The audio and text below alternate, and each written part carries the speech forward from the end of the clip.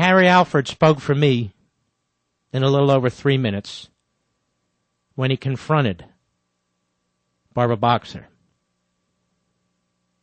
Cut one, go.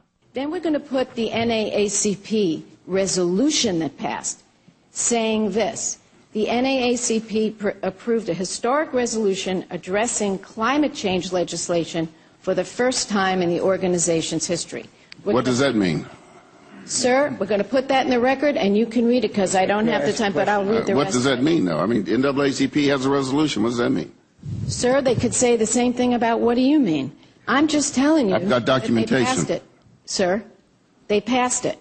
Now, also, if that isn't interesting to you, we'll quote John Grant, who is the CEO of 100 Black Men of Atlanta, quote, "Clean energy is the key that will unlock millions of jobs, and the NAACP's support is vital to ensuring that those jobs help to rebuild urban areas." So clearly there's a diversity. Madam Chair, that is condescending to me. I'm the National Black Chamber of Commerce, and you're trying to put up some other black group to pit against me. If this gentleman were here, he would be proud that he was being quoted. He should have been invited.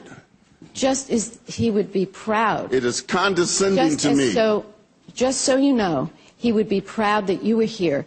He's proud, I'm sure, that I am quoting him. All that's condescending, and I don't like it. It's racial.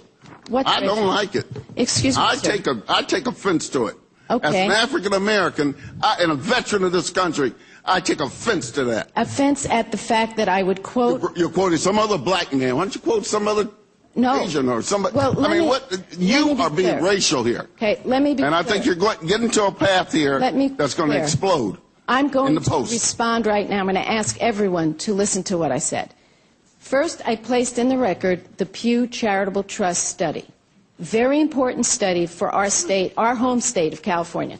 Then I wanted to make a point that the fact is there's definitely differing opinions in the black community, just as there are in my community. You're speaking on behalf of the black community? No. I am putting in the record a statement by the NAACP. Why? Because I think it is quite relevant. I understand the Pew study. But you why are you doing the NAACP? Why are you doing the Colored People Association study with the Black Chamber of Commerce? I am trying to show the diversity of support that we have. And I will go ahead and do one more diversity of support. The oil companies. The oil companies. I think they're an important part of this conversation. The oil companies are the ones who funded the very first CRA report that you support. I think it's important to note. I have no idea of that. I'm putting it in the record, sir. ExxonMobil gave hundreds of thousands of dollars for that report. So I think it's important when we have a debate here that we look at the diversity of opinion and who agrees and disagrees. Madam Chairman, and that's what I've decided to do. Senator, as I said, we've been looking at energy policy since 1996, and we are referring to the experts regardless of their color. And for someone to tell me, an African-American, college-educated veteran of the United States Army, that I must contend with some other black group and put aside everything else in here, this has nothing to do with the NAACP and really has nothing to do with the National Black Chamber of Commerce. We're talking energy. And that road the chair went down, I think it's god-awful. She wasn't even paying attention to him near the end. You see, Mr. Alford picked it up very quickly.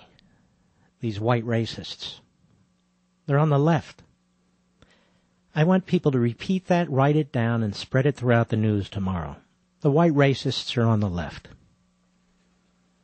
The group that I run, Landmark Legal Foundation, we have been litigating against white racism in this country for 25 years. What do I mean? When we won the first case involving the school voucher program in Milwaukee, Wisconsin, who were we facing? Well, the NAACP, of course. But the ACLU. And the white liberal elite that runs the National Education Association, or did at the time.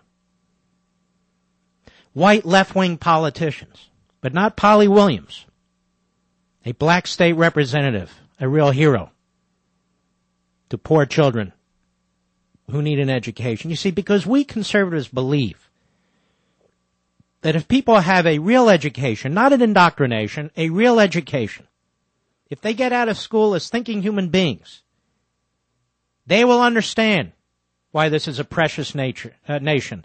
They will understand the Declaration of Independence and the Constitution. They will think for themselves rather than be told what to think. They will not be drones. They will be active, prosperous citizens. And that's what we want in this nation, regardless of color, regardless of ancestry. Active, intelligent citizens who can stand up to the lies that are fed them day in and day out.